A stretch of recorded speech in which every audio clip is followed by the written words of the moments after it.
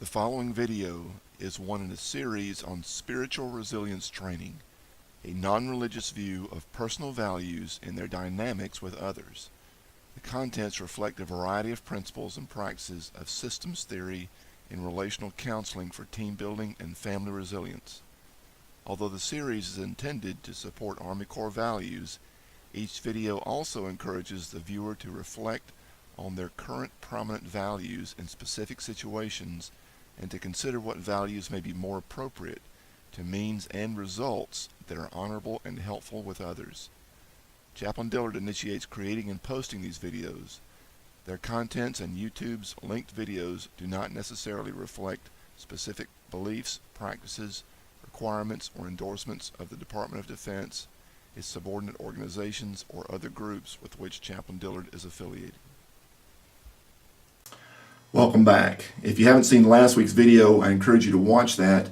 It goes into kind of the anatomy of inner conflict of personal core values, or PCVs as I'm describing them or labeling them. This week we're going to look at how to deal with that inner conflict. You need to understand the problem from last week's video before the solution, this week's video, makes sense. So I do encourage you to watch that.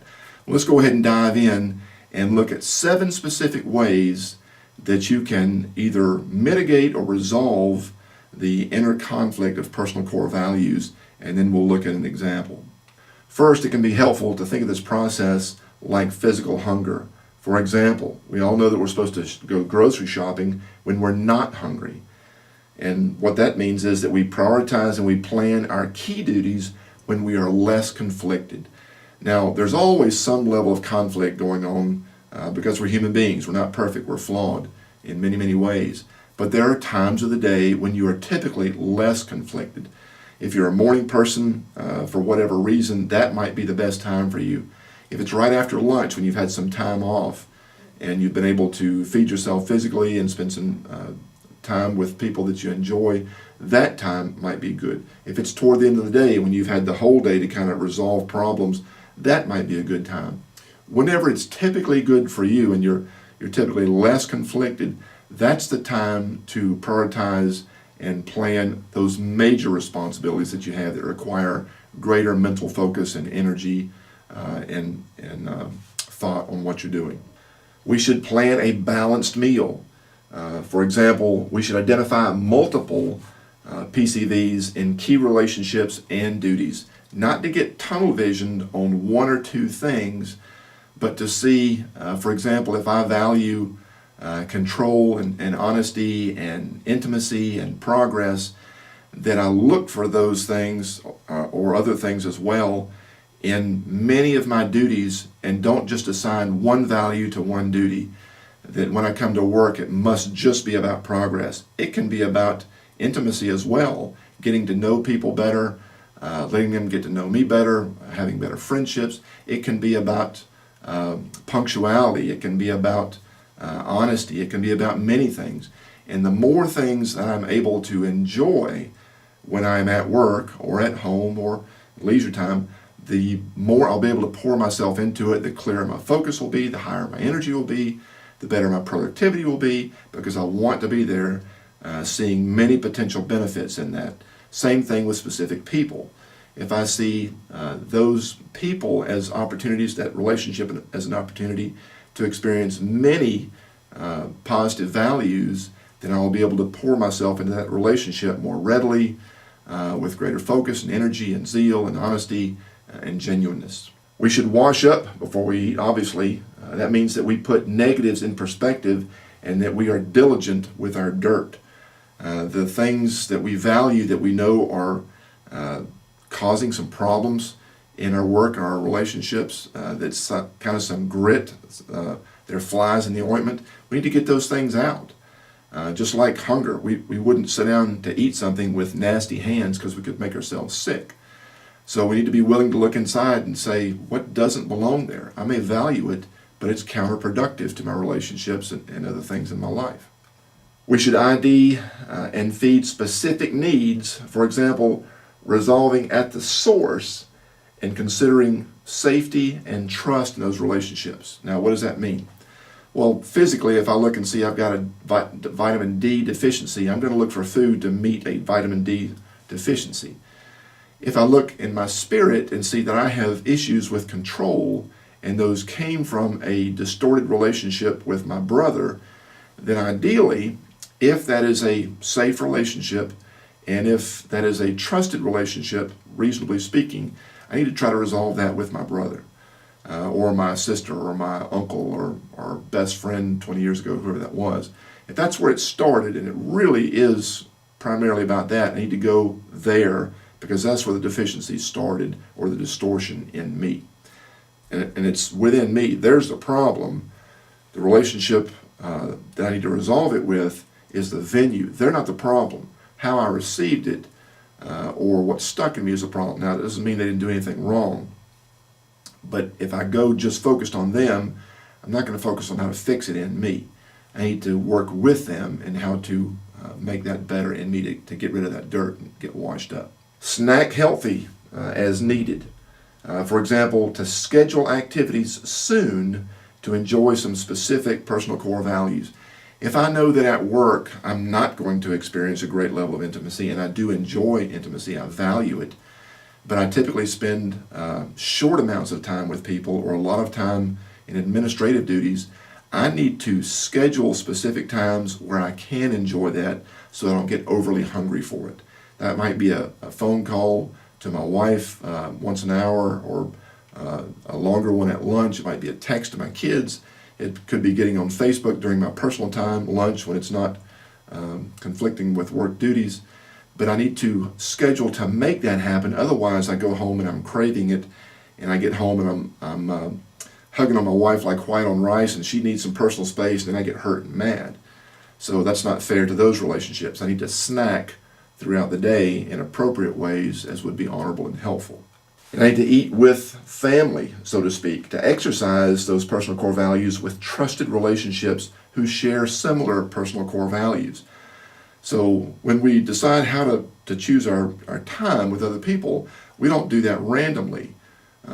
It's fine to have acquaintances, and all of us have colleagues and people that we must spend time with because they live beside us or work in the same office with us.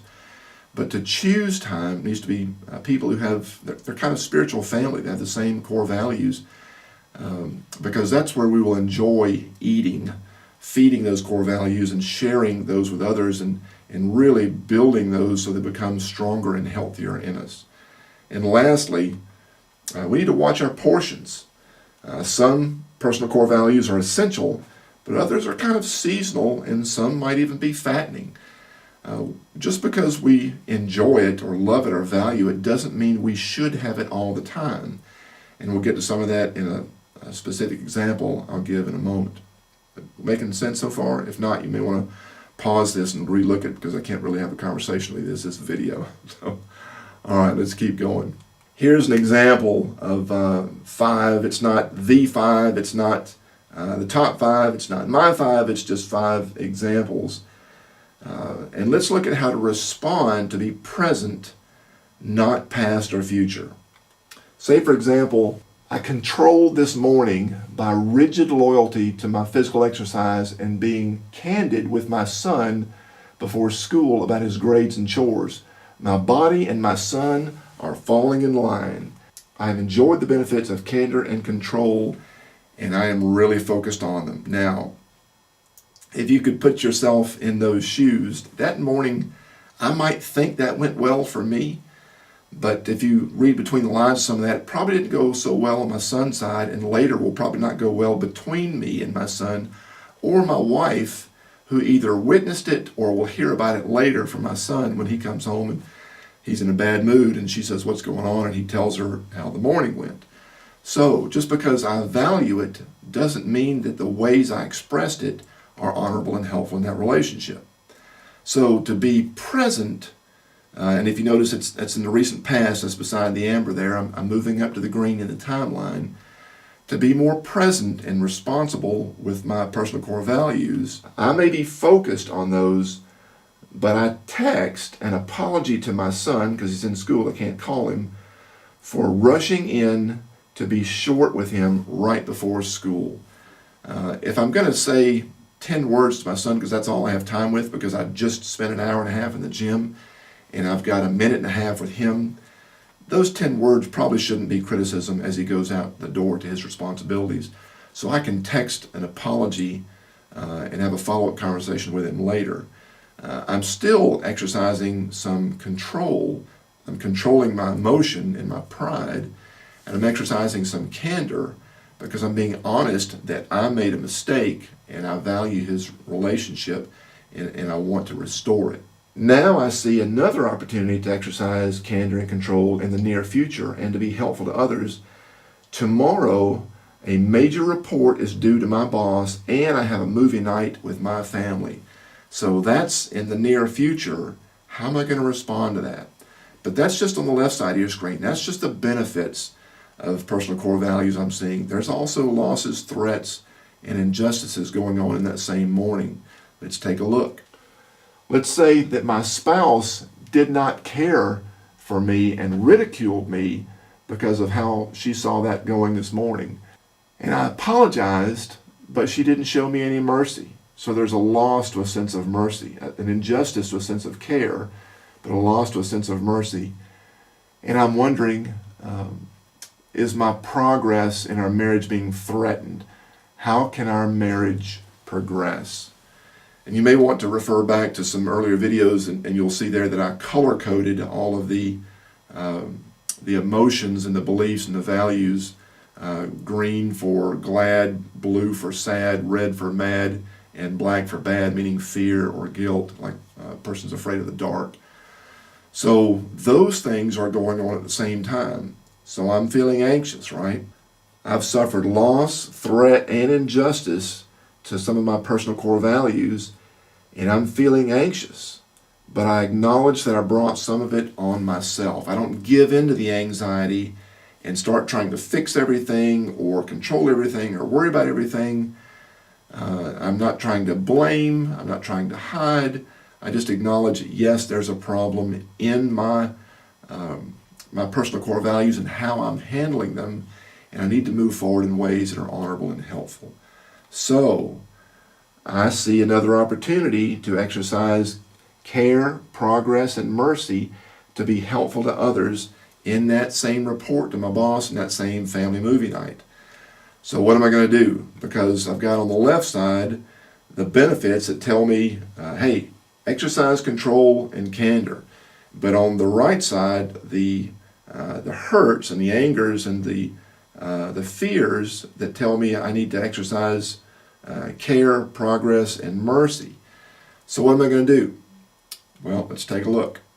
At lunch, I seek progress and care from my wife and son by calling him and controlling my mouth just to listen. His candor was hard but needed on my part. And afterward, I'm less conflicted and I finish my report. And when my boss asks how I'm doing, which he always does, I will be briefly candid about my family and ask for his patience, which is mercy, with my nerves. I will also involve my family in picking out the movie. Now let's look at some of those ways analogous to dealing with physical hunger that I dealt with these inner conflicts. Didn't I shop when I was not hungry? Notice that I finished the report after talking with my son. I resolved some of that inner conflict by acknowledging my poor decision making, calling him during lunch and just listening, texting him before, and trying to show him that I care about him. And that mitigates some of my anxiety to help me focus more on what's coming up, one of which is that report. I also planned a balanced meal. I identified my C2 issues, not command and control as in the Army, but candor and control in this case. And I invited my son's candor. I just listened because if it's balanced, if it's good for me to be candid, it's good for him to be candid, and I need to receive it. So I practiced that. It was hard, but I did it. And so that brings more of a balance to my life, not just to give it, but to receive it as well. Thirdly, I washed up. I laid my dirt before my wife and son and was diligent to get clean. I let them know this did not go well, and maybe this is an ongoing issue with me, that I'm overly candid, not being sensitive to timing and how others would receive it, or overly controlling and not looking at whether that's helpful in the particular moment. I also identified and fed specific needs. Namely, I resolved with my son primarily and my wife next, because I talked to her when I got home, because I know she's part of that relationship too.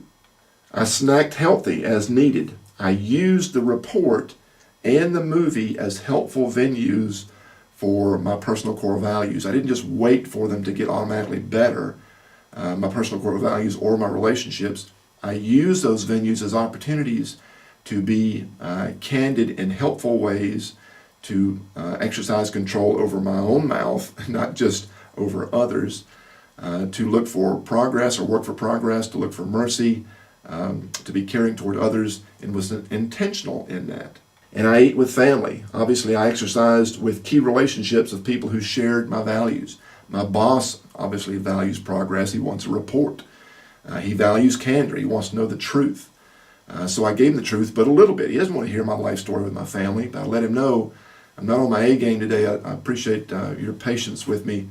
I do want to give you an excellent and accurate report. And involving the family to pick out the movie night is especially appropriate. It is family movie night, right? It's not Jeff movie night. So all of those things were intentional with quote-unquote family, people who are meaningful and share the same or similar core values.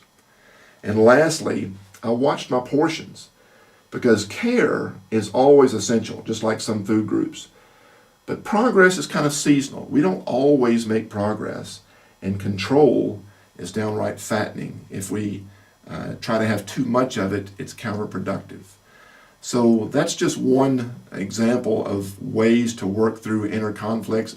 It's not all of the ways, but it is some of the ways. And I hope you find that helpful to you.